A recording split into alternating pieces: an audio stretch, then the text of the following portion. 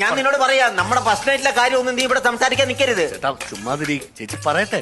പാല് കുടിച്ചു കഴിഞ്ഞപ്പോ അങ്ങോട്ടും ഇങ്ങോട്ടും വർത്താനം പറഞ്ഞു, കുറച്ചു നേരം ഇരുന്ന് സംസാരിച്ചു കഴിഞ്ഞപ്പോ പറഞ്ഞു എന്നാ ലൈറ്റ് ഓഫ് ചെയ്യാന്ന് പറഞ്ഞു. ലൈറ്റ് ഓഫ് ചെയ്ത് ഞങ്ങൾ കിടന്നു.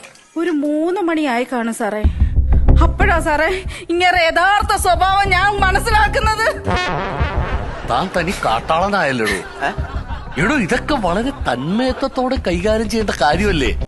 ഇങ്ങനെ വിചാരിക്കുന്ന പോലത്തെ കാര്യമൊന്നുമല്ല അവള് പറഞ്ഞു. അവള് വേറെ എന്തോ പറയുന്നത്. പിന്നെ 3 മണിക്ക് എന്താണ് സംഭവിച്ചത്? അല്ല സാർ ഉദ്ദേശിച്ച അങ്ങനല്ല. പിന്നെ 3 മണി ആയപ്പോഴത്തേക്കേ ഞാൻ കിടന്നിരുന്ന ബെഡെല്ലാം നനഞ്ഞിരിക്കുന്നു സാറ്. ആ മനുഷ്യൻ കിടന്ന് മുള്ളു. അപ്പൊ ഇതാണ് നിങ്ങളുടെ പ്രശ്നം. അതെ. ഇത്തരം നിസ്സാര കാര്യങ്ങൾക്ക് വേണ്ടിയിട്ട് നിങ്ങൾ ഇങ്ങനെ പിരിയാനൊക്കെ ശ്രമിച്ചാൽ എങ്ങനെയാണ്? ചേട്ടൻ ബെഡിലും ഉള്ളതല്ലേ ചേട്ടന്റെ പ്രശ്നം? ഇങ്ങനെ അറിയാതെ പറ്റിപ്പോകുന്നതാണ്. അതൊരു അസുഖമാണ്, അതൊരു രോഗമാണ്. വണ്ടിപ്പെരിയാറിലെ എനിക്കറിയാവുന്ന ഒരു വൈദ്യനുണ്ട്. ഈ വൈദ്യനെ ചെന്ന് കണ്ട് നിങ്ങളുടെ അസുഖത്തെ കുറിച്ച് കാര്യം പറഞ്ഞു കഴിഞ്ഞാല് വൈദ്യൻ നിസ്സാരമായിട്ട് തങ്ങോട്ട് പിഴുതു ദൂരെ എറിഞ്ഞു കളയാം.